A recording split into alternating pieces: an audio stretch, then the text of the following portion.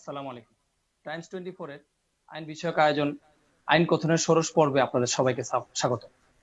আপনাদের সাথে আমি রয়েছি ব্যারিস্টার মোহাম্মদ মনির হোসেন।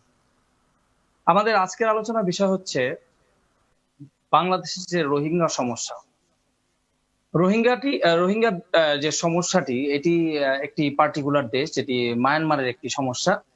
কিন্তু বাংলাদেশে এই রোহিঙ্গা শরণার্থীদের আগমন অনুপ্রবেশের কারণে একটি বড় সমস্যা তৈরি হয়ে দাঁড়িয়েছে। এবার এই রোহিঙ্গার সমস্যাটি আমরা আইন অঙ্গনে যারা আইনজীবী আছি এবং যারা আইন সম্পর্কে বুঝি এবং ওভারঅল বাংলাদেশের সকল মানুষের সচেতন হওয়া খুবই দরকার।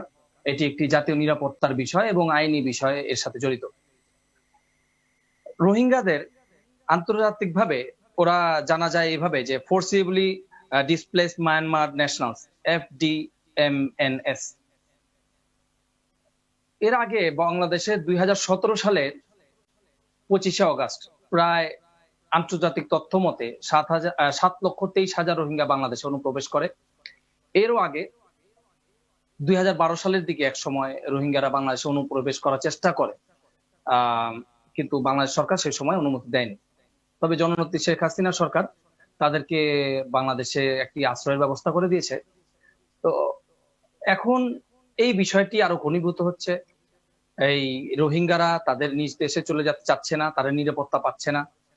মূল পটভূমি প্রেক্ষাপট ছিল এরকম যে রোহিঙ্গারা তাদের নিজেদের দেশে আরাকান রাজ্যে ব্যাপকভাবে নির্যাতন, লুণ্ঠন এবং অগ্নিসংযোগের সম্মুখীন হতে যাচ্ছিলেন। তারপরে তারা বাংলাদেশে শরণার্থী হিসেবে আশ্রয় গ্রহণ করেন।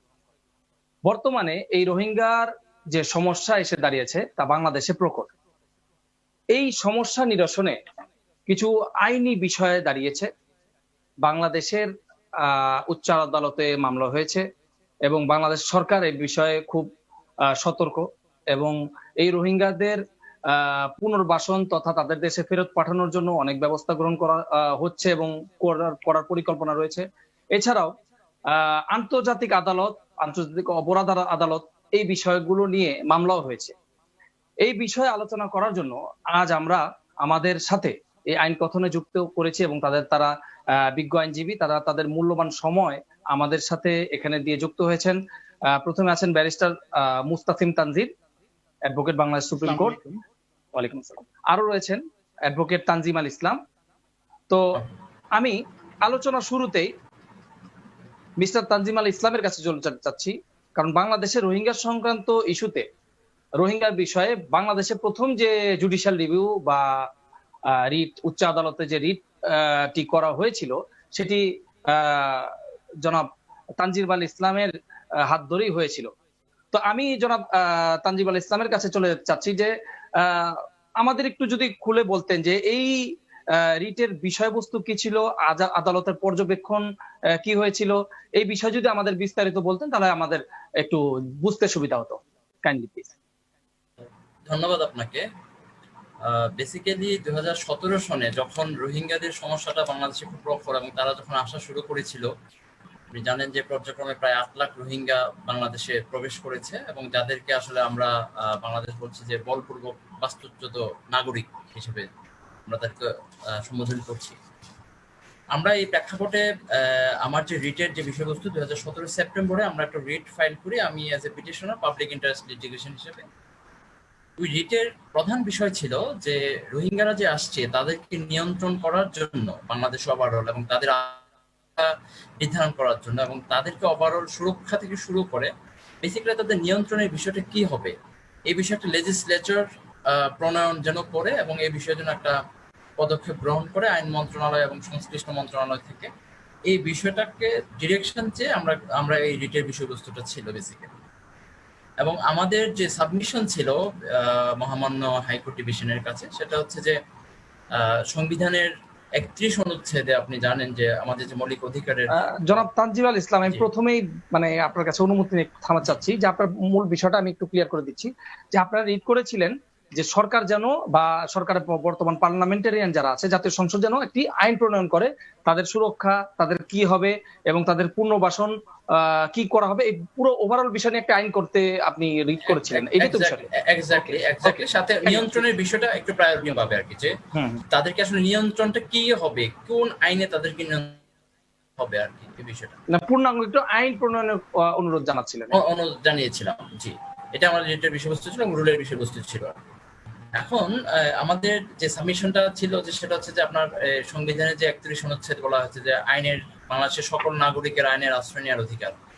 ওখানে আপনি নিশ্চয়ই জানেন যে এখানে এই আর্টিকেলে কিন্তু শুধু মানে বাংলাদেশের নাগরিকদের কথা বলা হয়নি, এখানে বলা হয়েছে যে বাংলাদেশে বসবাসরত অন্য দেশের নাগরিকরাও বা অন্য দেশের আশ্রয় প্রার্থীরাও কিন্তু এই আইনের আশ্রয় নেওয়ার সুযোগ পাবে। এখন আমাদের রিটের বিষয়বস্তু ছিল যে এই যে বাংলাদেশের নাগরিকের পাশাপাশি আমরা যে এই রোহিঙ্গাদের যে আইনের আশ্রয়ের বিষয়টা, তাহলে তারা কোন আইনের আশ্রয় নেবে? এটা কি বাংলাদেশের টেরিটরিতে যে জুরিডিকশনাল যে আইনগুলো রয়েছে, পার্সোনাল ল থেকে শুরু করে স্টেটের যত ল রয়েছে, এগুলা প্রয়োগ করবেন, ভোগ করবেন, নাকি তাদের জন্য আলাদা কোনো লেজিসলেচার হবে? এটা ছিল হচ্ছে আমাদের বেসিক যে চাওয়াটা আর কি, বেসিক যে কারণে আমরা আসলে রিটের দ্বারা মানে মহামান্য আদালতের দ্বারস্থ হয়েছিলাম, জি। এখন ওইটার পাশাপাশি আরেকটা ছিল যে আপনি যে বলেন যে আমাদের দেশে কিন্তু একটা আইন আছে যে ফরেনার্স অ্যাক্ট, আপনি জানেন নিশ্চয়ই। এই ফরেনার্স অ্যাক্টটা এখন বলা হচ্ছে যে ফরেনার্স অ্যাক্টটা দিয়ে রোহিঙ্গাদের বিষয়টা তদারকি করা হয়েছিল বা হচ্ছে বা হবে, এরকম একটা কথা হচ্ছে। তখন আমাদের একটা যুক্তি ছিল আসলে ফরেনার্স একটা আসলে রোহিঙ্গাদের জন্য নয়, তারা হচ্ছে যে যারা অন্য দেশের স্বীকৃত নাগরিক এবং তারা বাংলাদেশে আসবে পাসপোর্ট এবং বৈধ পাসপোর্টধারী, তাদের ক্ষেত্রে শুধু ফরেনার্স একটা প্রযোজ্য হবে, এটা রোহিঙ্গাদের ক্ষেত্রে প্রযোজ্য হবে না। কারণ রোহিঙ্গারা তো তাদের নিজেদের দেশেই নাগরিক হিসেবেও এখনো স্বীকৃতি পায়নি, এই কারণেই তো তারা পাসপোর্টচ্যুত হয়েছে এবং তাদেরকে নিপীড়নের কারণে তারা বাংলাদেশে এসে আশ্রয় নিয়েছে। এবং আরেকটা বিষয় ছিল যে আমরা রোহিঙ্গাদেরকে আসলে কি বলবো, আমরা কি শরণার্থী হিসেবে ট্রিট করব না কি করব, এটার একটা রূপরেখা নেওয়ার জন্য ওভারঅল বস্তু। এবং মহামান্য হাইকোর্ট ডিভিশন এটা মোশন শুনানিতে ডিসপোজ অফ করে দিয়েছেন একটা অবজারভেশন রেখে। এই অবজারভেশনটা হচ্ছে মহামান্য হাইকোর্ট বলেছেন যে এটা এই আইন প্রণয়নের বিষয়টা আসলে একটা নীতি নির্ধারণের বিষয়, এটা সরকারের পলিসির বিষয়। তবে ল্যাঙ্গুয়েজটা এরকম ছিল যে তবে সরকার ইচ্ছা করলে একটা পূর্ণাঙ্গ আইন তৈরি করতে পারে সাময়িকভাবে, মানে টেম্পোরারি লেজিসলেচার তাদেরকে নিয়ন্ত্রণ করার জন্য। এই অবজারভেশন এরকম কিন্তু আগেও অনেকগুলো আইন আছে বর্তমানে বাংলাদেশে, যে 2 বছর পর পর এক্সটেন্ড করতে হয়, রিনিউ করতে হয়, এরকম আছে। এক্স্যাক্টলি। তো এই ধরনের টেম্পোরারি লেজিসলেচার করতে পারে সরকার, এই সরকারের উপরে একটা অবজারভেশন দিয়ে রিটটা ডিসপোজ অফ করে দিয়েছিল। এবং এটাই ছিল ওভারঅল আসলে রিটের বিষয়বস্তু। আমি যদি আপনাকে সংক্ষেপে একটু বলি আর জি।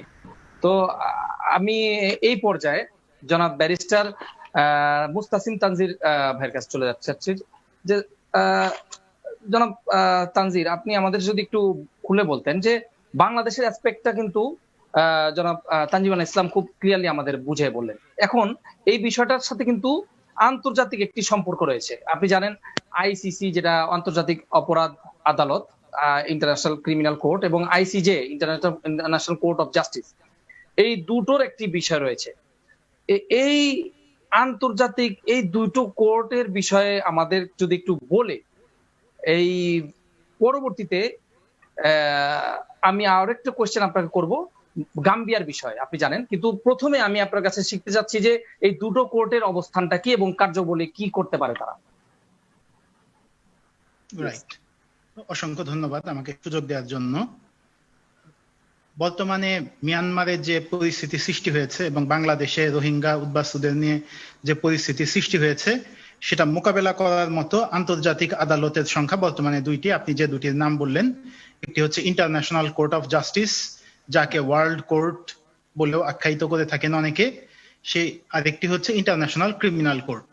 তো এই ইন্টারন্যাশনাল কোর্ট অফ জাস্টিস বা আন্তর্জাতিক আদালত সেটি হচ্ছে জাতিসংঘের যে মোট 6টি অঙ্গ আছে, সেই 6টি অঙ্গের একটি, অর্থাৎ জাতিসংঘের সরাসরি একটি গুরুত্বপূর্ণ অংশ হচ্ছে এই ইন্টারন্যাশনাল কোর্ট অফ জাস্টিস।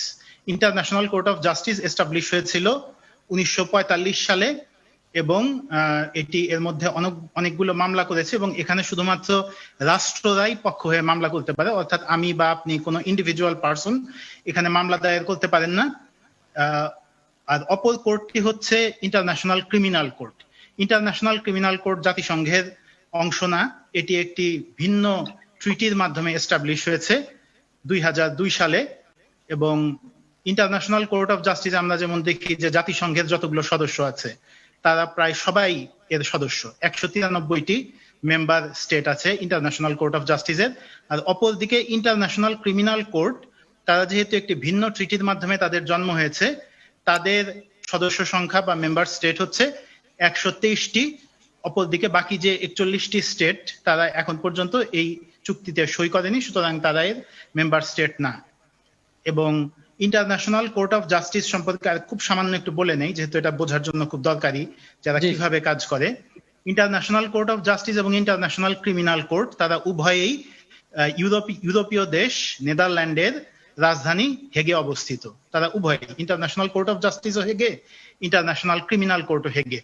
এবং ইন্টারন্যাশনাল কোর্ট অফ জাস্টিসের যারা বিচারক বা বিচারপতি আছেন তাদেরকে সাধারণ পরিষদ ভোটাভুটির মাধ্যমে নির্বাচিত করে থাকেন।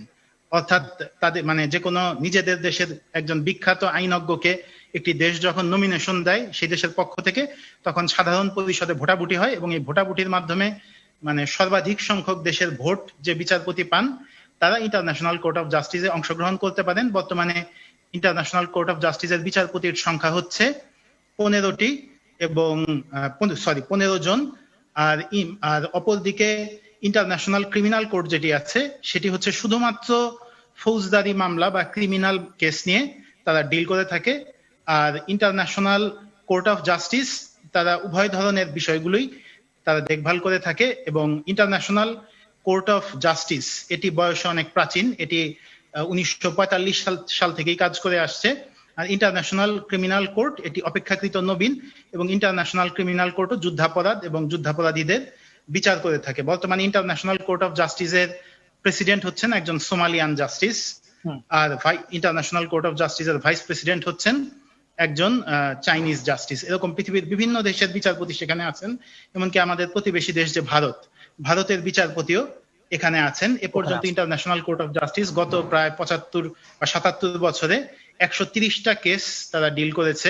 ইন্ডিয়া পাকিস্তানের মধ্যবর্তী কেস, নিকারাগুয়া এবং আমেরিকার মধ্যবর্তী কেস, এরকম বিভিন্ন কেস ডিল করেছে। ওটার মধ্যে তো নিকারাগুয়া জিতেছিল। নিকারাগুয়া জিতেছিল ওই সময় আমেরিকার বিরুদ্ধে, নিকারাগুয়া জিতেছিল। হ্যাঁ, ইন্টারেস্টিং বিষয় হচ্ছে যে ওই মামলায় নিকারাগুয়া জিতে যায় আমেরিকার বিরুদ্ধে। যে তাদের মামলাটা ছিল যে আমেরিকা নিকারাগুয়ার যে কন্ট্রা বিদ্রোহী তাদেরকে সরকার উৎখাতের জন্য অস্ত্র এবং মাদক সাপ্লাই করছে, এটির তথ্য প্রমাণ উপস্থাপন করায় আমেরিকা এতে মানে এই মামলায় পরাজিত হয়েছিল। ধন্যবাদ। জি, তো আমি আপনার কাছে আবার আরেকটা কোশ্চেন করতে চাই যে আমরা জানি যে আইসিজে-তে মিয়ানমারের একটি মামলা হয়েছে মিয়ানমারের বিরুদ্ধে। এই মামলাটা করেছে হচ্ছে গাম্বিয়া। তো মানে যদি প্রবলেম হওয়ার কথা ছিল তো বাংলাদেশের এতগুলো লোক, প্রায় 10 লক্ষ লোক এখানে আশ্রয় নিয়েছে এবং মানে প্রত্যেক বছর তাদের মানে জনসংখ্যা বাড়ছে। তো মানে কেস করলে বাংলাদেশ করতে পারতো, কিন্তু এখানে গাম্বিয়া করলো, এর লুকাস ট্যান্ডাই কি এই বিষয়টা আইনি যে একটি ডিলেমা চলে আসছে, মানে সরি টু সে ডিলেমা, কিন্তু এই জিনিসটা একটু ক্লিয়ার করলে আমাদের জন্য একটু ভালো হয়। জি, এটি খুব ইন্টারেস্টিং এবং একটি গুরুত্বপূর্ণ প্রশ্ন আপনি করেছেন, যেটির মানে উত্তরটাও মানে সমধিক ইন্টারেস্টিং এবং এটি অত্যন্ত গুরুত্বপূর্ণ একটি প্রশ্ন। তো বিষয়টা আমি একটু খুলে ব্যাখ্যা করি। মানে গাম্বিয়া হচ্ছে মানে এই বিষয়টা আমার মনে প্রশ্ন জেগেছিল, কারণ গাম্বিয়া হচ্ছে আফ্রিকা মহাদেশের ক্ষুদ্রতম রাষ্ট্র এবং তারা বাংলাদেশের চাইতে অনেক অনেক গরিব রাষ্ট্র। বাংলাদেশের মানে হিউম্যান ডেভেলপমেন্ট ইন্ডেক্সে বাংলাদেশের র্যাঙ্ক যেখানে 134, সেখানে গাম্বিয়ার র্যাঙ্ক হচ্ছে 174। গাম্বিয়ার জনসংখ্যা হচ্ছে প্রায় 20 লাখের মতো, আর তাদের আয়তন হচ্ছে মাত্র 4000 বর্গমাইল, অত্যন্ত ক্ষুদ্র একটা দেশ। তো তারা কেন এই মামলা করলো, এটা মানে ঘাটতে গিয়ে আমি যেটা দেখলাম, এই মামলার জন্য মানে প্রধান যে ব্যক্তি, মানে এই মামলা করার কৃতিত্ব প্রধানত যে ব্যক্তির বা যার কারণে এই মামলাটার সূচনা হয়েছে, সেখান থেকে বিষয়টা একটু ব্যাখ্যা করি। গাম্বিয়ার বর্তমান যিনি আইনমন্ত্রী জনাব আবু বকর, আমরা জানি গাম্বিয়া একটি মুসলিম দেশ এবং ওআইসির সদস্য। তো তো এই আবু বকর সাহেব মানে উনি একবার বাংলাদেশ সফরে এসেছিলেন কয়েক বছর আগে। আসার কথা ছিল আসলে গাম্বিয়ার পররাষ্ট্রমন্ত্রীর, কিন্তু পররাষ্ট্রমন্ত্রী আসতে না পারায় উনি পাঠিয়েছিলেন গাম্বিয়ার আইনমন্ত্রীকে কোইন্সিডেন্টালি। তো উনি কক্সবাজারে এসে রোহিঙ্গাদের সাথে উনি সাক্ষাৎ করেন। রোহিঙ্গাদের সাথে সাক্ষাৎ করে তাদের যে মানে বিবরণ, এটা শুনে, মর্মান্তিক বিবরণ শুনে তিনি আবেগ আপ্লুত হয়ে পড়েন যে কিভাবে ছোট ছোট কোলের বাচ্চাদের তাদের বাবা মার সামনে জীবন্ত আগুনে পুড়িয়ে মারা হচ্ছে, হাজার হাজার মানুষ হত্যা করা হচ্ছে ইত্যাদি তিনি শোনেন। এবং শুনে তিনি নিজের মানে এখানে আরেকটি খুব গুরুত্বপূর্ণ বিষয় আছে, এই আবু বকর সাহেব উনি আবার কোনো অর্ডিনারি পার্সন না, কারণ তিনি অতীতে international crimes tribunal for Rwandan genocide, রুয়ান্ডায় যে গণহত্যা হয়েছিল আমরা জানি প্রায় 16 লাখের মতো মানুষকে হত্যা করা হয়েছিল, সেই জেনোসাইড নিয়ে যা একটি অস্থায়ী আন্তর্জাতিক যুদ্ধাপরাধ ট্রাইব্যুনাল করা হয়েছিল, অস্থায়ী ট্রাইব্যুনাল। সেই ট্রাইব্যুনালে উনি ছিলেন প্রসিকিউটর এবং ওনার সফল রোল প্লেয়িং এর কারণে, ওনার ওকালতির কারণে রুয়ান্ডার যারা গণহত্যাকারী তাদের সেই সময় পানিশমেন্ট হয়েছিল, মানে এখানে ওনারও কন্ট্রিবিউশন ছিল। তো এই কারণে এই বিষয়টি নিয়ে তখন তিনি চিন্তায় পড়ে যান এবং তার গভর্নমেন্টকে যে তিনি কনভিন্স করার চেষ্টা করেন যে মানে তারা যেন ইন্টারন্যাশনাল কোর্ট অফ জাস্টিসে মামলা ফাইল করে। কিন্তু এবং গভর্নমেন্টকে তিনি তখন যুক্তি দেখিয়েছিলেন যেটা, যে কেন আমরা মামলা ফাইল করব, কারণ গাম্বিয়া হচ্ছে মিয়ানমার থেকে 7,000 মাইল দূরের একটা দেশ, তাদের তো এখানে কোনো লাভ ক্ষতির বিষয় নাই, তাদের এখানে লোকাল স্ট্যান্ডার্ডও থাকার কথা না। তো তিনি দুইটা যুক্তি দিলেন। তিনি প্রধান যুক্তি দিলেন যে যদি কোনোভাবে আমরা এই মামলায় পার্টি হতে পারি সেক্ষেত্রে আমাদের যে ইন্টারন্যাশনাল রেপুটেশন এবং স্ট্যান্ডিং সেটা অনেক বৃদ্ধি পাবে, আন্তর্জাতিক ভাবমূর্তি বৃদ্ধি পাবে এবং ওআইসির সাথেও আমাদের সম্পর্ক বৃদ্ধি পাবে, সবাই পৃথিবীর সবাই বিশ্বের বুকে গাম্বিয়াকে চিনবে। এটা ছিল প্রথম যুক্তি। ওনার এগেইনস্টে আবার কাউন্টার লজিক যারা দিলেন তারা বললেন যে মিয়ানমার হচ্ছে চীনের সাথে খুব ভালো সম্পর্ক এবং ইসরায়েলকে যেভাবে আমেরিকা ফিয়ার্সলি ডিফেন্ড করে মিয়ানমারকেও কিন্তু ঠিক একইভাবে চীন ডিফেন্ড করে। সুতরাং মানে বিপক্ষ লবির লোকজন বললেন যে যদি আমরা গাম্বিয়া ইন্টারন্যাশনাল কোর্ট অফ জাস্টিসে মিয়ানমারের এগেইনস্টে মামলা করে চীনের সাথে আমাদের সম্পর্ক খারাপ হতে পারে, আর চীন হচ্ছে একটা উদীয়মান গ্লোবাল সুপার পাওয়ার। কিন্তু এই সমস্ত লজিকের মধ্যে দিয়ে পরবর্তীতে উনি তার গভর্নমেন্টকে কনভিন্স করতে রাজি হলেন এবং কনভিন্স করতে রাজি হওয়ার ফলে ইন্টারন্যাশনাল কোর্ট অফ জাস্টিসে এই মামলাটি ফাইল হলো। এবং এটি ফাইল করার পেছনে আরো একটি কারণ ছিল, সেটি হচ্ছে যে এই আবু বকর সাহেব উনি মানে বিভিন্ন সাক্ষাৎকারে বিবিসি সিএনএন সব জায়গায় বলেছেন যে তিনি হচ্ছে 1994 সাল থেকে 2016 সাল এই যে পিরিয়ডটা, এই পিরিয়ডের মধ্যে গাম্বিয়ায় ছিল নিরঙ্কুশ একনায়কতান্ত্রিক শাসন এবং সেই সময় বহু মানুষ গুম খুন হত্যা শিকার হয়, তার আত্মীয় স্বজন বন্ধু বান্ধব অনেকেই জেল ফাঁসির শিকার হয়, কারো লাশও খুঁজে পাওয়া মানে অনেকের হয়তো গুম হয়ে যাওয়ার পর লাশও খুঁজে পাওয়া যায়নি। ফলে স্টেট স্পন্সর্ড যে ভায়োলেন্স এটার বিরুদ্ধে তিনি আগে থেকেই খুব সচেতন ছিলেন এবং এ কারণে এই রোহিঙ্গাদের ইস্যুটা তার মনে খুব দাগ কেটেছিল এবং এ কারণেই তিনি গভর্নমেন্টকে পার্সোনালি কনভিন্স করেছিলেন এবং করে আইসিজেতে নিয়ে এসেছিলেন। এবং আপনি যে কোশ্চেনটা করলেন পার্টিনেন্ট লোকাস স্ট্যান্ডার্ড কোশ্চেন, তো মিয়ানমারও কিন্তু এই যুক্তিটা ইন্টারন্যাশনাল কোর্ট অফ জাস্টিসে তুলেছিল এবং মিয়ানমার ইন্টারন্যাশনাল কোর্ট অফ জাস্টিসকে বলল যে এখানে তো গাম্বিয়ার কোনো লোকাল স্ট্যান্ডার্ড নাই, কারণ গাম্বিয়ার কোনো লোক তো আমরা মানে মারা যায় না এই ঘটনায়, আর গাম্বিয়া কোনোভাবে এফেক্টেড হয় না, গাম্বিয়া কোনো নেইবারিং কান্ট্রি না বাংলাদেশ বা মিয়ানমারের, সো গাম্বিয়া তো এই মামলা করতে পারে না। কিন্তু খুব ইন্টারেস্টিং বিষয় হচ্ছে যে মানে ইন্টারন্যাশনাল কোর্ট অফ জাস্টিসের এই মামলায় অত্যন্ত যুগান্তকারী একটি রায় হয়েছে, যেটি গত 77 বা 78 বছরের ইতিহাসে এটি আর কি প্রথম কেস ল যেখানে মানে ইন্টারন্যাশনাল কোনো জেনোসাইডের জন্য কোনো পার্টি, কোনো স্টেট পার্টি ডাইরেক্টলি এফেক্টেড না হওয়ার পরেও তাদেরকে সেই মামলায় পার্টি হওয়ার সুযোগ দেওয়া হয়েছে। অর্থাৎ এটি ইন্টারন্যাশনাল লয়ের একটি নতুন দিগন্তের সূচনা করলো। যেভাবে আপনি জানেন বা আমরা সবাই জানি যে বাংলাদেশে যেভাবে ডক্টর মহিউদ্দিন ফারুক ভার্সাস বাংলাদেশ ফ্যাপ কেস আমরা সবাই জানি তার কথা, যে লোকাস স্ট্যান্ডার্ড যেভাবে ওপেন করে দিয়েছিল পাবলিক ইন্টারেস্ট লিটিগেশনের ক্ষেত্রে, ইন্টারন্যাশনাল লয়ের ক্ষেত্রে আইসিজে এর ক্ষেত্রে এই মামলাটা ঠিক একইভাবে লোকাস স্ট্যান্ডার্ড পিআইএল ওপেন করে দিল। হ্যাঁ মানে পিআইএল না, এখানে হবে এসআইএল, সেই সেন্সে এসআইএল এক্স্যাক্টলি এখানে মানে ওপেন করে দিল এবং সেই ক্ষেত্রে এটা অত্যন্ত যুগান্তকারী একটা কেস।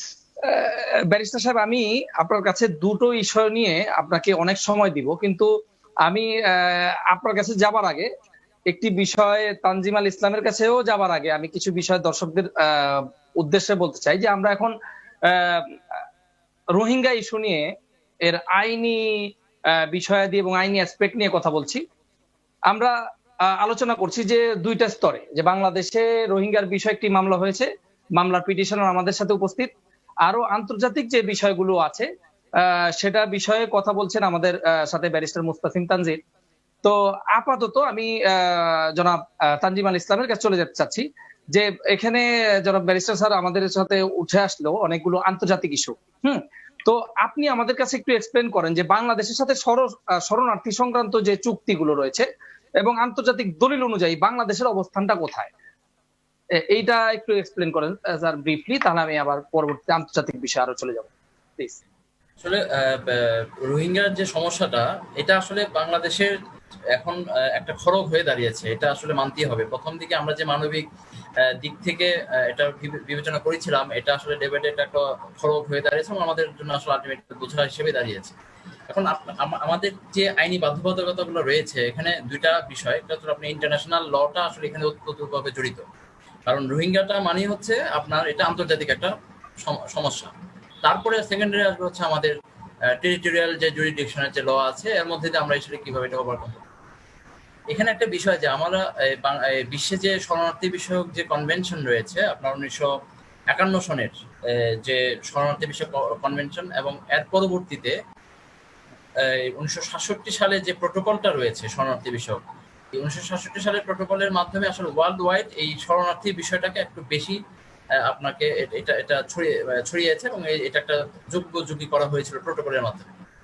বাংলাদেশ কিন্তু আপনার এই কনভেনশন এবং এই প্রোটোকলে কিন্তু কোনোটাতেই সিগনেটরি না, মানে তারা কোনো সিগনেচার করে নাই। বাংলাদেশ কেন সিগনেচার করে নাই সেটা আসলে নানা ব্যাখ্যা আছে, এবং এখন এটার আসলে একটা ভালো মর্মার্থ বোঝা যাচ্ছে, রিয়েলাইজ করতে পারছি যে এটার করার সুবিধা এবং অসুবিধাগুলো কি। আমরা আপনি দেখেন প্রথমে যে রোহিঙ্গারা এসছে, আমরা কিন্তু শরণার্থী হিসেবে তাদেরকে স্বীকৃতি দিচ্ছি না এই কারণে যে আমরা শরণার্থী বিষয়ে কনভেনশনে সিগনেচার করি নাই। এক অর্থে যদি আমরা এই কনভেনশন প্রোটোকলে সিগনেচার করতাম, তাহলে শরণার্থীদের প্রতি আমাদের যে দায়বদ্ধতা, এটা কিন্তু আন্তর্জাতিক লেভেলে একটা বাধ্যবাধকতার রূপে চলে আসতো। যেহেতু জনাব তানজিম আল ইসলাম, আমি আপনাকে একটি এইড দেই, মানে আপনাকে একটু আলোচনা সহায়তা করি যে আপনি বললেন যে শরণার্থী না, এবং আন্তর্জাতিক হিসাবে আমরা বাংলাদেশে কোনো অনেক চুক্তি রাটিফাই করেনি। তো এক্ষেত্রে কিন্তু দেখেন রোহিঙ্গারা কিন্তু নিজেরাই স্টেটলেস, তাদের কিন্তু মায়ানমারেরও নাগরিকত্ব নাই যে তাদেরকে একটা ধরে বোঝাতে যাবে যে এই সমস্যা। তা আসলে কিন্তু ওরা কিন্তু মায়ানমার থেকেও কিন্তু নাগরিকত্ব পায়নি, কিন্তু আরো বড় সমস্যা কিন্তু। এক্স্যাক্টলি আপনার কথা অবশ্যই, এবং এটা তো মূল বেসিক ইয়াটা কিন্তু হয়েছে আপনার নাগরিকত্ব না পাওয়া নিয়ে। তাদের কিন্তু একটাই দাবি যে আমাদেরকে ফিরিয়ে নিতে হবে, কিন্তু নাগরিকত্ব দিয়ে ফিরিয়ে নিতে হবে, কারণ আমরা এভাবে বাস্তুচ্যুত হয়ে থাকতে চাই না, কিংবা আমাদেরকে কোনো মানে আমাদের যে স্ট্যাটাসলেস হয়ে থাকতে চায় না। এটা কিন্তু রোহিঙ্গাদের একমাত্র দাবি এখন। এই কারণে কিন্তু বাংলাদেশ এখন ওদেরকে নেওয়ার ক্ষেত্রে যে প্রধান প্রতিবন্ধকতা, সেটা হচ্ছে যে রোহিঙ্গারা নিজেরা একটা বড় প্রতিবন্ধকতা, কারণ তারা সিকিউরিটি চাচ্ছে যে আমাদেরকে নাগরিক হিসেবে স্বীকৃতি দিতে হবে। মায়ানমার সরকার আমাদেরকে নাগরিক হিসেবে তারা মেনে নিবে। এই কারণে এখন মায়ানমার সরকার তো এই বিষয়টা স্পষ্ট। এখন আপনি যে আমরা যে এই আন্তর্জাতিক যে দলিলগুলো বলতেছি, শরণার্থীদের যদি আমরা এখন স্বীকৃতি আমরা শরণার্থী ট্রিট করি, তাহলে আমাদের উপরে তাদেরকে মানে প্রত্যাবাসন করা, তাদের নিজের দেশে ফিরিয়ে নেওয়াটা কিন্তু আমাদের জন্য অনেক জটিল হয়ে দাঁড়াবে, এবং এটা আসলে প্রায় অনেকটা অসম্ভব হয়ে দাঁড়াবে। আবার বিবিসির একটা নিউজ অনুযায়ী, যেটা আমি যে সোর্সে আমি জানতে পেরেছি, যে বাংলাদেশে কিছু রোহিঙ্গাদের কিন্তু শরণার্থী হিসেবে স্বীকৃতি দেওয়া হয়েছে 1992 সালের পরে, এবং প্রায় সেই সংখ্যাটা 30,000-এর মতো, প্রায় 30,000-এর মতো। এর কারণ হচ্ছে ওরা কিন্তু শরণার্থী হিসেবে স্বীকৃতি পেয়েছে, এবং আপনি আমাদের দেশে এখন কি আছে, রোহিঙ্গাদের একটা বড় অংশ কিন্তু কক্সবাজার এরিয়াতে এখনো রয়েছে, এবং তাদের দ্বারা কিন্তু আমার বিভিন্ন ধরনের অপরাধ সংগঠিত হওয়ার একটা বিষয় কিন্তু দাঁড়িয়েছে। এখন এই দৃষ্টিকোণ থেকে শরণার্থী হিসেবে আসলে আমাদের বলার কোনো স্কোপ নেই। বাংলাদেশ সরকার যেটা শুরু থেকেই বলতেছে, তারা হচ্ছে যে বলপূর্বক বাস্তুচ্যুত তারা যে নাগরিক হিসেবে তারা ট্রিট হবে। তবে এখানে কথা আছে যে আমরা এই কনভেনশনের সিগনেচার, আমরা কিন্তু অন্যান্য কিছু আন্তর্জাতিক দলিল, বিশেষ করে জাতিসংঘ বিষয়ক যে দলিলগুলো আছে, ওগুলোতে কিন্তু আমরা সিগনেচার করেছি।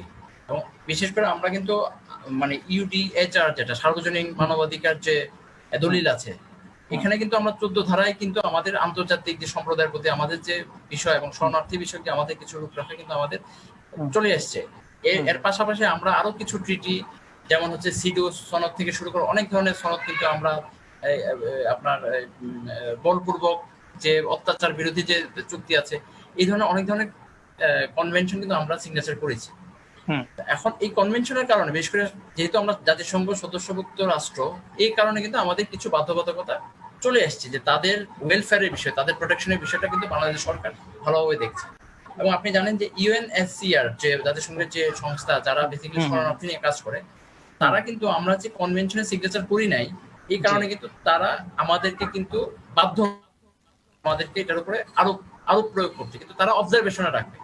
এবং বাংলাদেশ কিন্তু প্রতি 5 বছর পর মিস্টার তানজিম আল ইসলাম, আমি আপনাকে আরেকটা এড দেই। সেটা হচ্ছে যে এই ইউএনএইচসিআর কিন্তু প্রধান বাধা হয়ে যাচ্ছিল যে আমাদের ভাষাঞ্চলে এদের স্থানান্তরিতের ক্ষেত্রে। এই ইউএনএইচসিআর কিন্তু আমাদেরকে বাধা দেওয়ার চেষ্টা করেছিল এবং করছে প্রতিনিয়তই। তো এটা করছে, এটা আসলে কি, এখন ধরেন ওনারা যেহেতু জাতিসংঘ ভুক্ত রাষ্ট্র, তাদের পরামর্শ অনেক সময় আসে, কিন্তু এটার বাধ্যবাধকতা কতটুকু আছে এটা আসলে খুবই একটা ব্যাগ। আমরা তাদের কথা শুনতে কতটুকু বাধ্য, হয়তো আন্তর্জাতিক লেভেল থেকে একটা চাপ আসতে পারে, বাট আমাদের টেরিটোরিয়াল জুরিডিকশনের ভিতরে কিন্তু আমাদেরকে সিদ্ধান্ত নিতে হবে যে তাদেরকে আমরা কিভাবে প্রত্যাবাসন করব। কারণ আন্তর্জাতিক আইন তখন ইনফোর্স হয় যখন বাংলাদেশের ভিতরকার আইন ওটাকে স্বীকৃতি দিবে।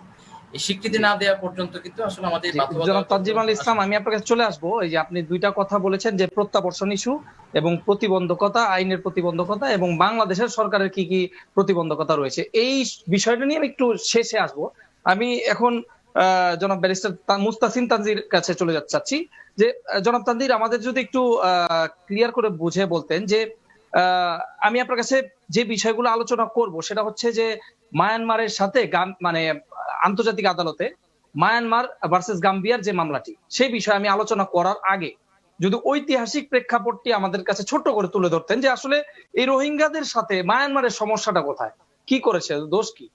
তো এগুলো যদি একটু বুঝে তারপর আমরা কেসের দিকে চলে যেতাম, যে কেসের মধ্যে কি হলো এবং পরবর্তী রেজাল্ট কি। প্লিজ আমাদের যদি একটু বলতেন যে মায়ানমারের সাথে রোহিঙ্গাদের কি ইস্যুটা।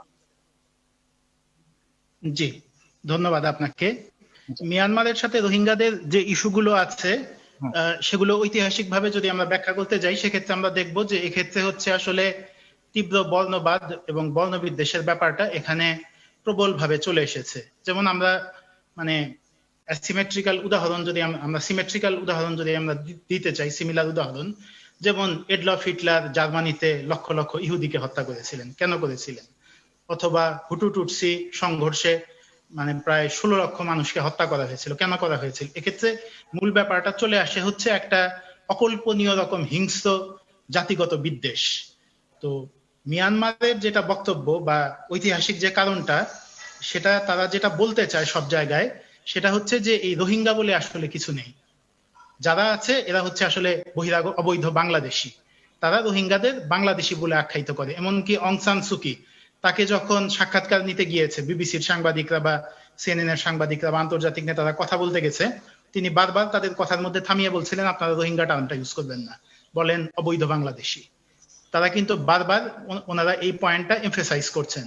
আর এই পয়েন্টটা আমরা যদি হিস্টোরিক, এই কারণে এই পয়েন্টটা আমরা যদি বুঝতে চাই, আমাদেরকে একটু ইতিহাসের দিকে তাকাতে হবে।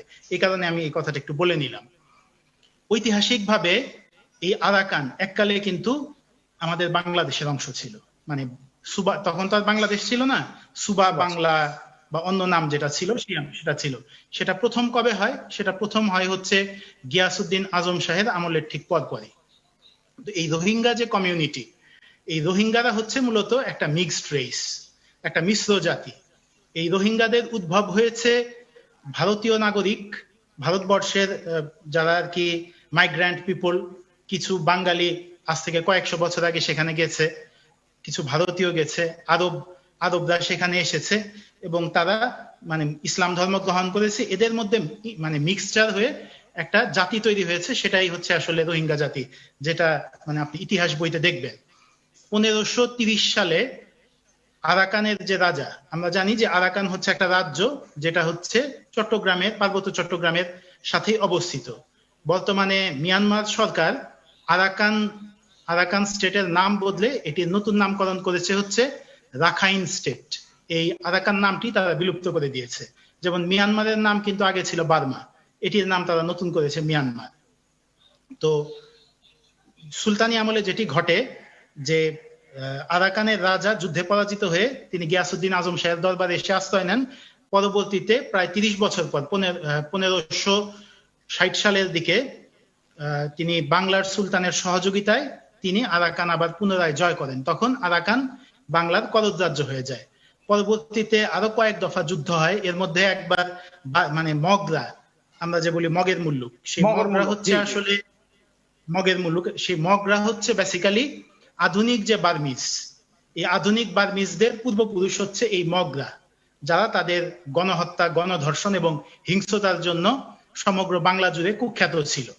তো এই মগরা আক্রমণ করে সমগ্র পার্বত্য চট্টগ্রাম এবং চট্টগ্রাম অঞ্চল তারা জয় করে ফেলে 1590 সালের দিকে সম্ভবত, এবং পরবর্তীতে 1610 সালে তারা আরো অগ্রসর হয়ে লক্ষ্মীপুর পর্যন্ত জয় করে এবং আমাদের সমগ্র উপকূলীয় এলাকাগুলো সুন্দরবন পর্যন্ত তারা চাষের রাজত্ব তৈরি করে। পরবর্তীতে শায়েস্তা খান 1663 এবং 1666 সালে তাদেরকে যুদ্ধে পরাজিত করে এই বাংলাদেশের উপকূলীয় এলাকা লক্ষ্মীপুর, চট্টগ্রাম, পার্বত্য চট্টগ্রাম এগুলো পুনরুদ্ধার করেন এবং তখন আরাকানের উপরেও আমাদের অনেকাংশে নিয়ন্ত্রণ চলে আসে।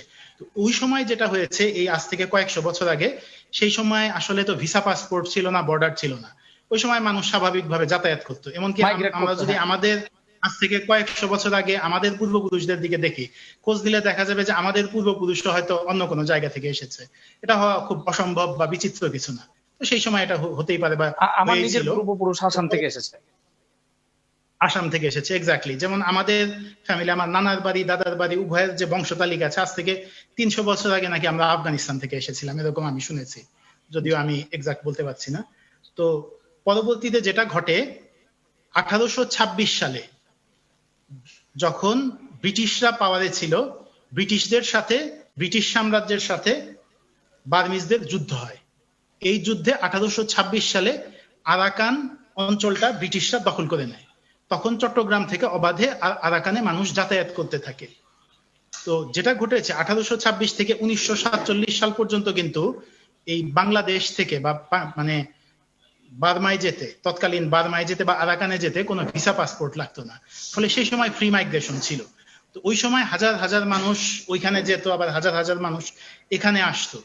তো মিয়ানমারের লোকদের যে বক্তব্যটা, এই যে আজ থেকে কয়শো বছর আগে কারা গেছে, কারা এসেছে, এই সমস্ত সূত্র ধরে তারা জেনোফোবিয়া বা বিদেশি বিদ্বেষ তৈরি করেছে এবং তারা বক্তব্য দিয়েছে এই জনাব ব্যারিস্টার, আমি আপনাকে জি মুস্তাসিম তানজির, আমি আপনার কাছে আরেকটি একটু তথ্য প্রদান করতে চাচ্ছি যে এই যে তাদের বক্তব্য আছে যে don't sell them Rohingya, sell them illegal Bangladeshis. তো এখন কিন্তু এই রোহিঙ্গারাই কিন্তু তাদের পার্লামেন্টারিয়ান হয়েছিল, পার্লামেন্টারি ইলেকশন করে তাদের জয়যুক্ত হয়েছিল। তাহলে একবার আপনি ওদের নাগরিকত্ব দিলেন, আরেকবার বললেন ইললিগাল বাংলাদেশি, এই বিষয়টা একটু যদি ক্লিয়ার করতেন। জি, মূলত যেটা ঘটে যে মানে আপনি যেটা বলেছেন এটা সম্পূর্ণ ঠিক, এবং রোহিঙ্গা সম্পর্কে আমাদের যে ধারণা যে রোহিঙ্গা মানে বোধহয় বস্তিতে বসবাসকারী লোকজন সবাই, বা মানে সেরকম কিছু, আসলে কিন্তু তা না। রোহিঙ্গাদের মধ্যে অনেক এলিট ক্লাস লোকজন ছিল, পার্লামেন্টারিয়ান ছিল, ভার্সিটি টিচার ছিল, এবং আপনি যেটা বললেন যে মানে তারা রাজনীতির লিডিং পর্যায়েও ছিল। কিন্তু পরবর্তীতে কয়েকটা ঘটনা ঘটে।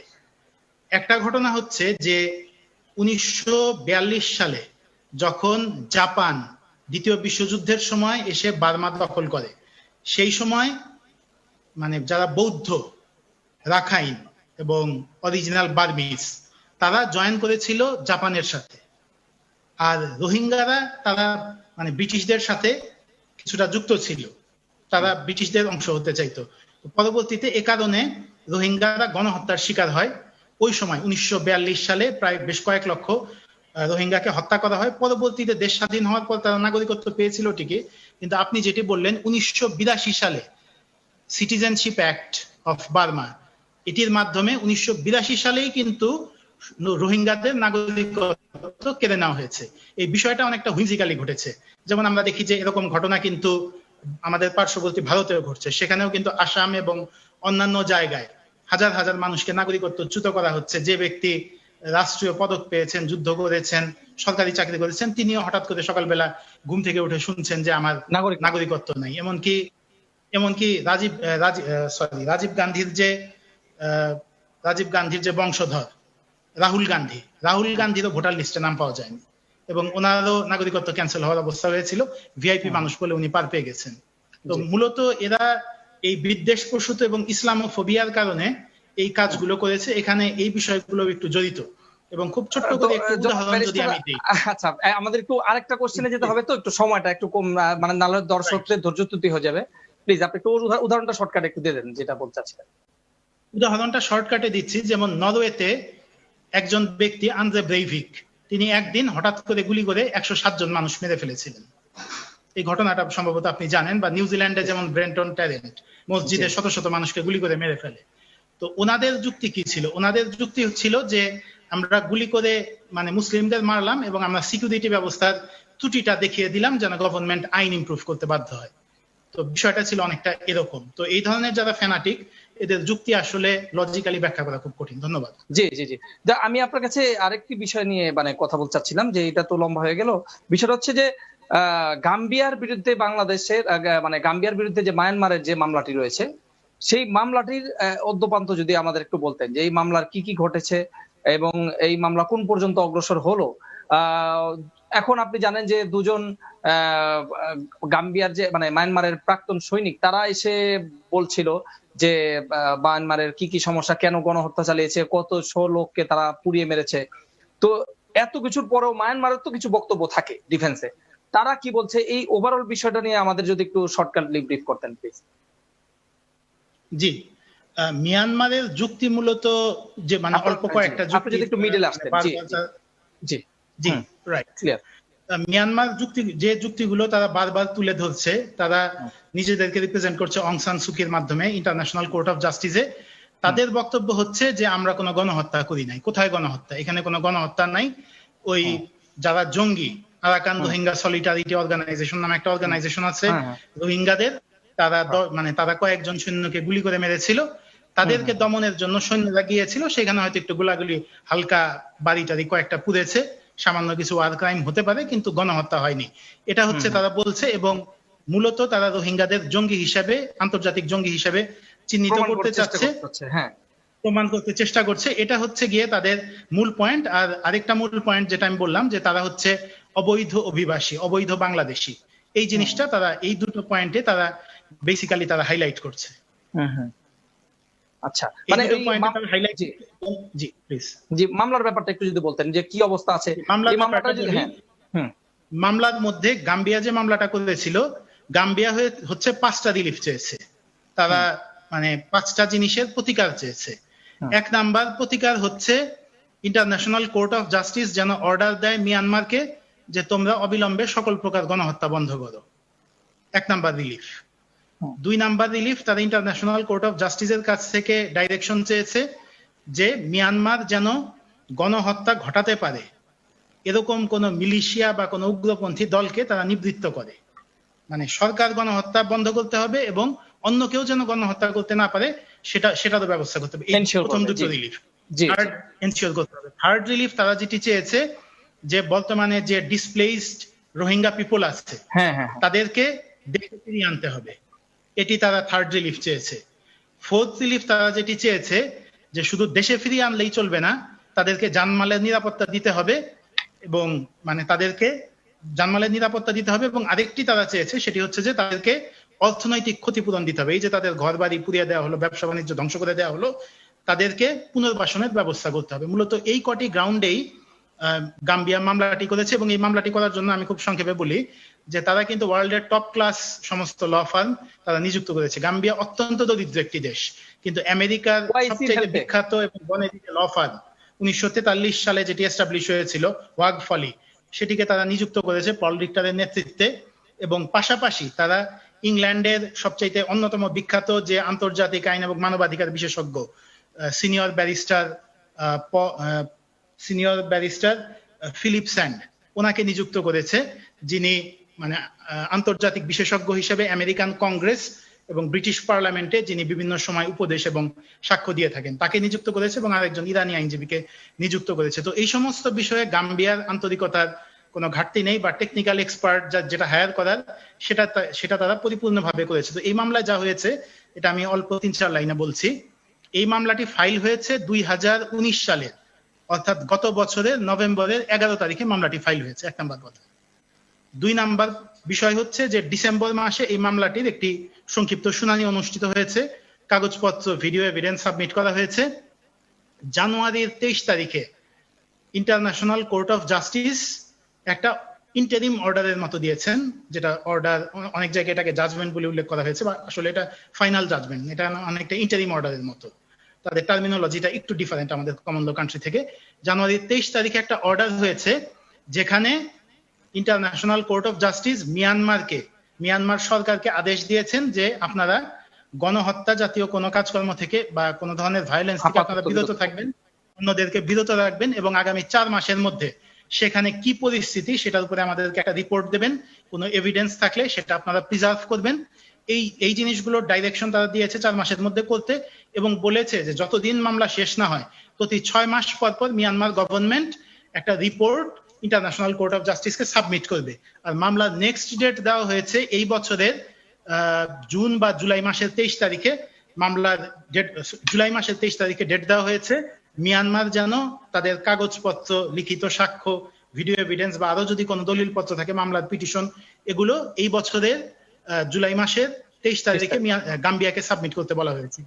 আর মিয়ানমারকে বলা হয়েছিল যে তোমরা এটা রেসপন্স এবং কাউন্টার প্রুফ, এটা যুক্তি খণ্ডন যা আছে বা তোমাদের পক্ষে সাক্ষী সাপোর্টিং কোন এভিডেন্স সবকিছু তোমরা আগামী বছরের জানুয়ারি মাসের 23 তারিখে তোমরা সাবমিট করবে। এরপরে হচ্ছে শুনানি চলতে থাকবে, এবং আমরা যেটা জানি যে এই মামলায় শুনানি হয়ে একদম চূড়ান্ত রায় হতে হতে কয়েক বছর লেগে যায়। তো আপাতত এই হচ্ছে মামলার ওভারঅল সংক্ষিপ্ত পরিস্থিতি। তো আপনার কাছে আমি জানতে চাচ্ছি যে এই মামলার যদি রায় হয়েও যায় যে এই ব্যবস্থা করে, তখন কি আমাদের বললেন যে থার্ড যে ডিরেকশনটা তারা চেয়েছিল, থার্ড যে প্রেয়ারটা, মানে আমাদের বাংলাদেশি ভাষা বা কমন ল কান্ট্রি ওয়েতে বলি, থার্ড প্রেয়ার ছিল যে কোনো ভাবে যেন এরা তাদের নিজ দেশে চলে যায়। তো এই ক্ষেত্রে যদি আইসিজে বা আইসিসি যদি রায়ও দিয়ে দেয়, সেক্ষেত্রে কি মিয়ানমার শুনতে বাধ্য কিনা, সেখানে কিভাবে? এটা অত্যন্ত গুরুত্বপূর্ণ একটা প্রশ্ন। এই প্রশ্নটা মানে আমি খুব সংক্ষেপে উত্তর দিচ্ছি, যেহেতু এটা সবচাইতে ইম্পর্টেন্ট প্রশ্ন। এই প্রশ্নটার উত্তর হচ্ছে এই যে ইন্টারন্যাশনাল কোর্ট অফ জাস্টিসের বা ইন্টারন্যাশনাল ক্রিমিনাল কোর্টের কোনো ডাইরেক্ট এনফোর্সমেন্ট মেকানিজম নাই, অর্থাৎ তাদের নিজস্ব কোনো সেনাবাহিনী, পুলিশ যারা যে ধরবে, মারবে বা জাজমেন্ট এনফোর্স করবে, এটা নেই।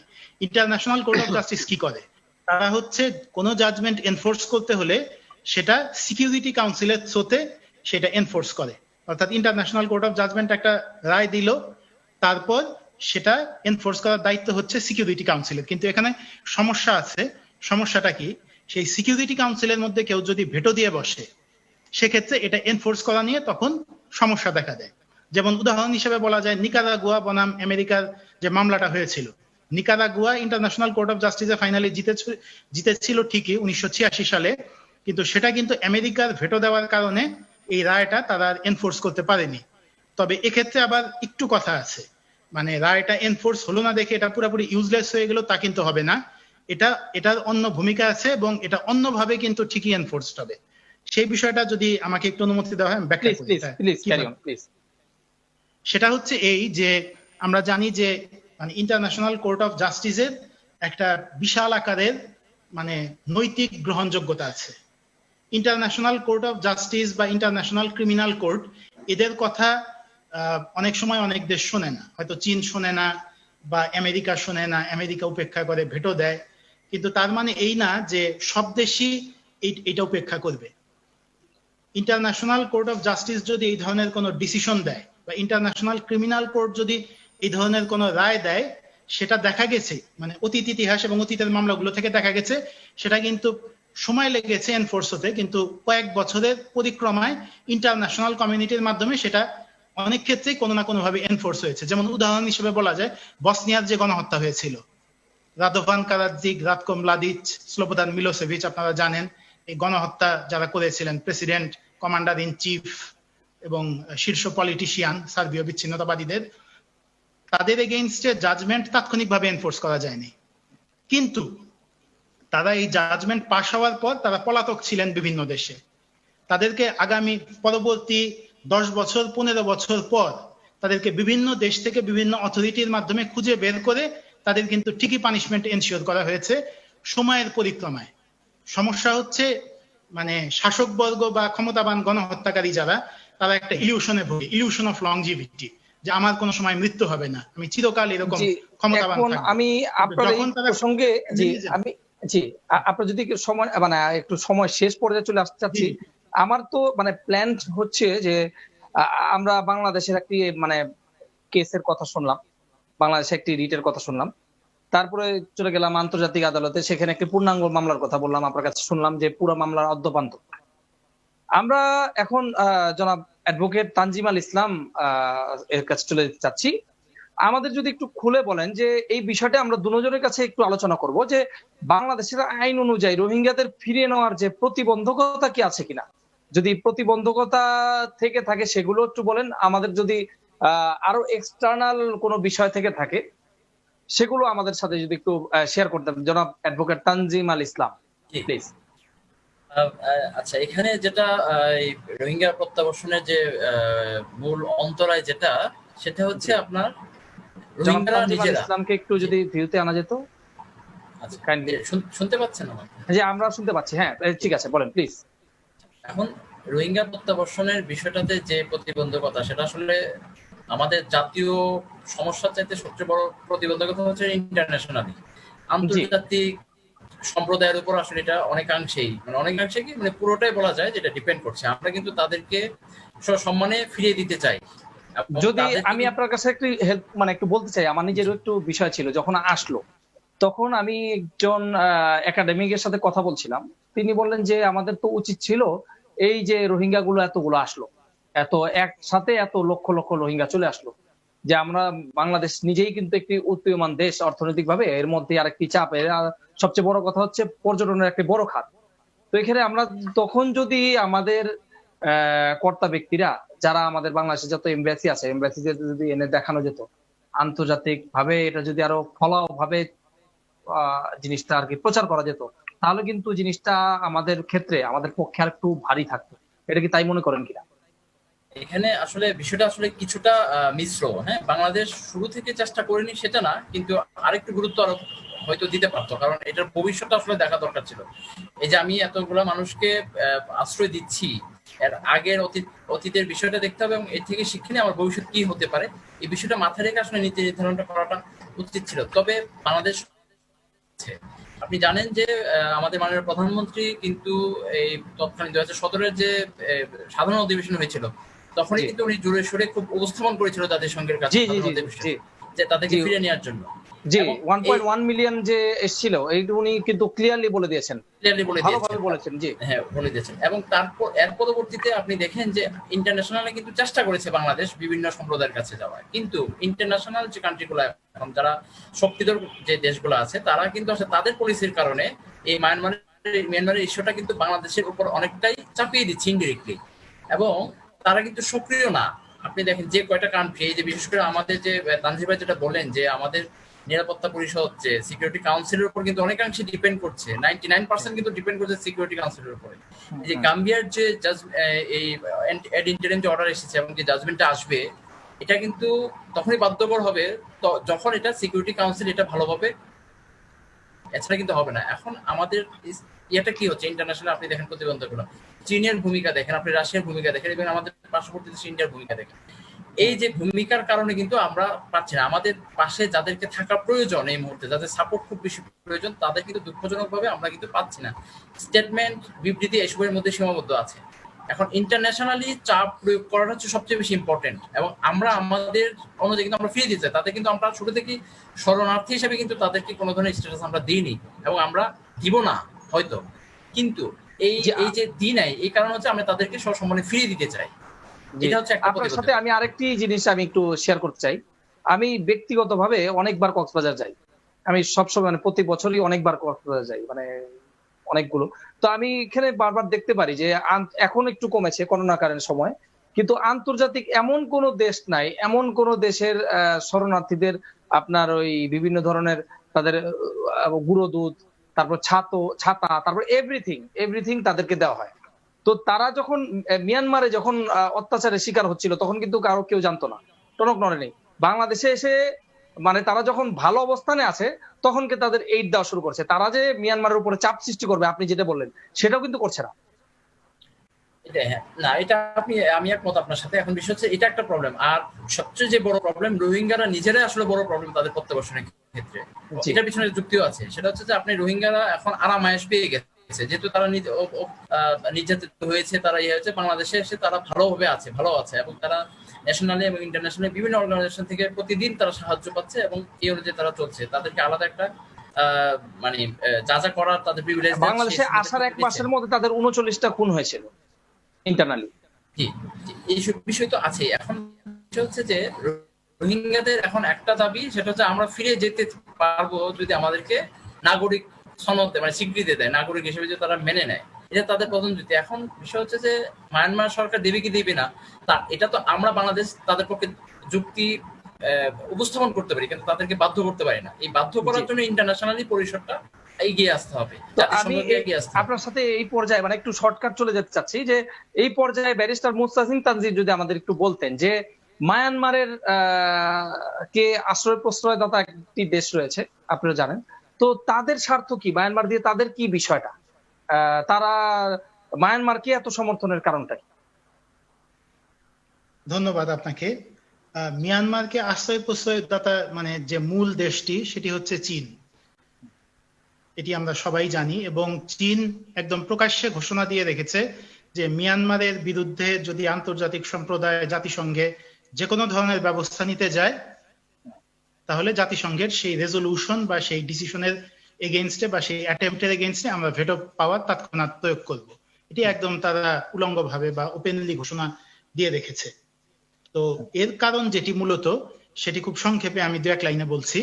সেটি হচ্ছে যে চীনের একটা গ্লোবাল অ্যাম্বিশন আছে, অর্থাৎ চীনের যে কাজকর্ম আপনি যদি দেখেন, তাদের ভূ রাজনৈতিক কাজকর্ম, সেই জিওপলিটিক্যাল অ্যাম্বিশন, চীন হচ্ছে নিজেকে ওয়ার্ল্ডের 1 নাম্বার সুপার পাওয়ারের পজিশনে দেখতে চায় আগামী 2-3 দশকের মধ্যে, এবং তারা এজন্য আমেরিকার সাথে বিভিন্ন ক্ষেত্রে কন্টেস্ট করছে। তো এই কারণে তারা যেটি করছে, যে আপনি খুব ভালো মতো যদি খেয়াল করলে দেখবেন যে চীনের দক্ষিণে হচ্ছে মিয়ানমারের অবস্থান, ভারতের সাথে চীনের সম্পর্ক ভালো না। এখন এক্ষেত্রে চীন যদি ভারত মহাসাগরে তাদের নৌবাহিনী, স্থল বাহিনী ইত্যাদি প্রেরণ করতে চায় বা ভারতকে ঘিরে ফেলতে চায়, সেক্ষেত্রে তাদের জন্য সবচেয়ে বড় সহায়ক দেশ হচ্ছে মিয়ানমার। মিয়ানমারের মাধ্যমে স্থল বাহিনী এবং নৌবাহিনী প্রেরণ করে তারা ভারত মহাসাগরে, বঙ্গোপসাগরে তারা ডাইরেক্ট অ্যাক্সেস পেতে পারে। এবং এজন্য তারা যেটি করেছে, মানে সমগ্র পৃথিবী জুড়ে তারা ঘাঁটি স্থাপন করছে, যেটি আমেরিকা বলছে। ইতিমধ্যে জিবুতিতে তারা প্রায় $600 মিলিয়ন দিয়ে একটা সামরিক ঘাঁটি স্থাপন করেছে। ফিজিতে তারা করেছে, অস্ট্রেলিয়ার কাছে।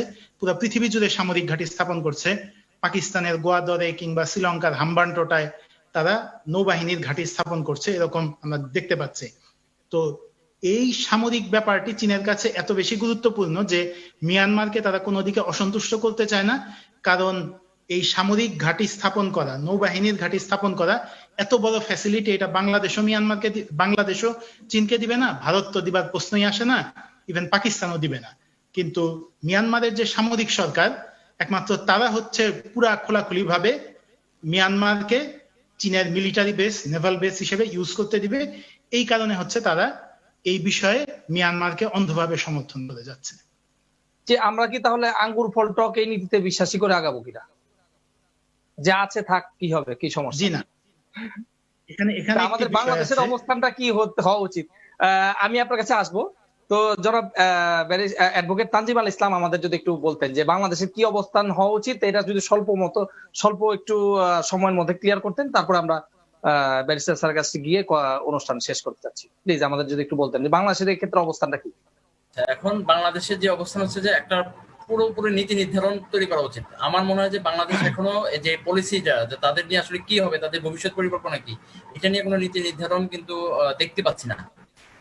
প্রথম কথা হচ্ছে তাদের নীতি নির্ধারণ করে তাদেরকে কতদিনের মধ্যে আমরা প্রত্যাবাসন করব, আমরা তাদের প্রত্যাবাসনের জন্য, তাদের ফিরিয়ে নেওয়ার জন্য আমরা ইন্টারন্যাশনালি কিভাবে সাপোর্ট নিব, এইসব বিষয়টা রূপরেখা প্রণয়ন করতে হবে জাতীয়ভাবে, এবং খুব ইম্পর্টেন্ট দিয়ে। কারণ হচ্ছে আমি যদি রোহিঙ্গাদের শেল্টার দিতে থাকি, তাহলে কিন্তু বাংলাদেশের নিরাপত্তার জন্য একটা হুমকি হয়ে দাঁড়াবে বলে আমার মনে হয়।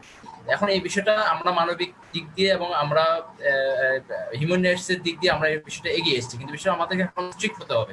কারণ এখনই সময়, যত দিন গড়াবে তত বিষয়টা হচ্ছে যে ঘাড়ো হয়ে যাবে। মানে হয় না যে আপনি মোম যখন গলে, এটা যখন আপনি সময় দিবেন এটা কিন্তু আবার হুম। জমাট বেঁধে যাবে। এই হুম, জমাট হুম, বাঁধার আগে কিন্তু আপনাকে এটা অপসারণ করতে হবে।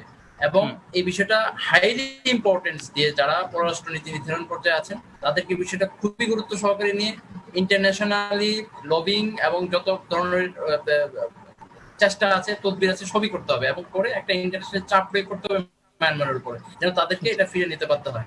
এবং গাম্বিয়ার যে যে আইসিজি তে যে ইয়েটা আছে, মামলাটি বিচারাধীন আছে, এটা কিন্তু একটা খুবই ইম্পর্টেন্ট একটা প্রভাব কিন্তু অলরেডি পড়া শুরু করেছে এবং এটা পড়বে। এবং বাংলাদেশকে কিন্তু এটা সার্বক্ষণিক নজরে রাখতে হবে।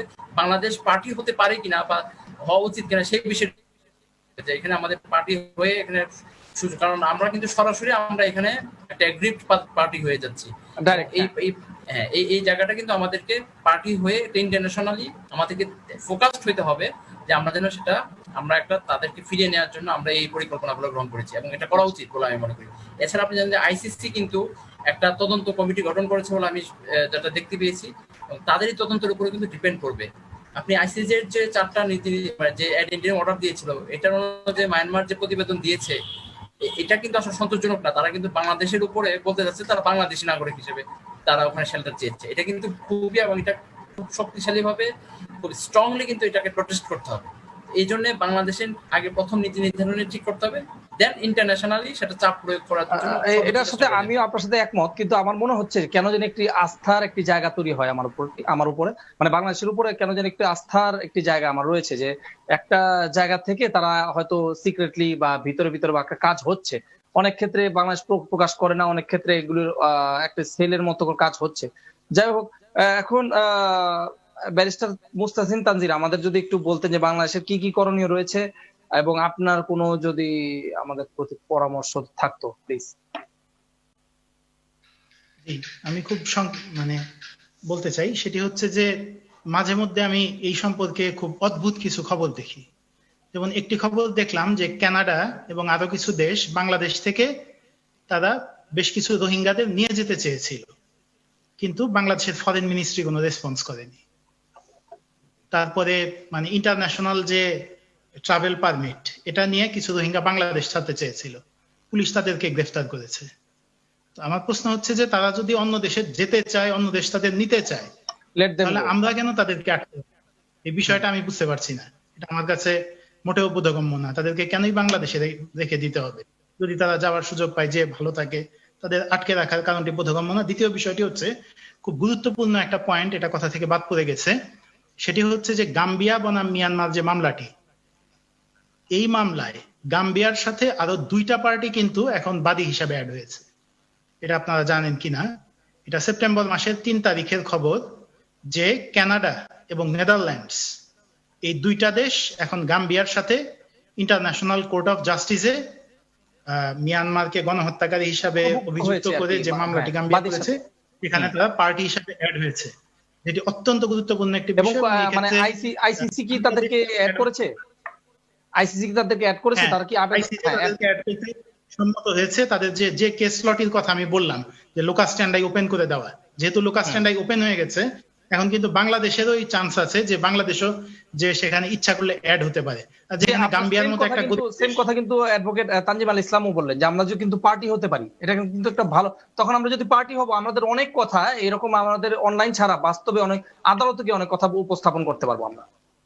আদালতে যে আমরা অনেক কথা উপস্থাপন করতে পারবো। এবং আরেকটি ছোট্ট বিষয় আমি উল্লেখ করি, যে মিয়ানমার তারা ইন্টারন্যাশনাল মিডিয়াতে এবং আরো অন্যান্য জায়গায় তারা যে পরিমাণে ভোকাল, বা যে পরিমাণ তারা খরচাপাতি করে এই রোহিঙ্গা ইস্যুতে, সেটা কিন্তু আমাদের দেশে আমরা করতে দেখি না। যেমন জাস্ট ছোট্ট একটি উদাহরণ, আপনি যদি ভয়েস অফ আমেরিকা বা সিএনএন বা বিবিসি এরকম যে কোনো একটি মিডিয়ামের, বা রয়টার্স, এএফপি, তাদের যে কোনো ফেসবুক পেজে আপনি ঢোকেন, সেখানে দেখবেন যে রোহিঙ্গা বা মিয়ানমার সংক্রান্ত কোনো খবর আসলেই মিয়ানমারের যে সাইবার আর্মি, তাদের গোয়েন্দা সংস্থা, তারা সেখানে ঝাঁপিয়ে পড়ে বিভিন্ন রকম কমেন্ট মন্তব্য করতে থাকে এবং নিজেদের পক্ষে বিভিন্ন যুক্তি দিতে থাকে। এবং তারা কিন্তু লবিস্ট নিয়োগ করেছে ইন্টারন্যাশনালি তাদের যে ইস্যু সেটাই ফাইট করার জন্য।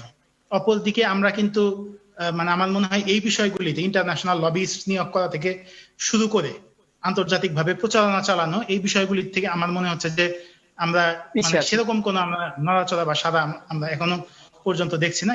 এটা হয়তো আমার মনে হয় করলে মানে করাটা খুব বেশি জরুরি। ধন্যবাদ।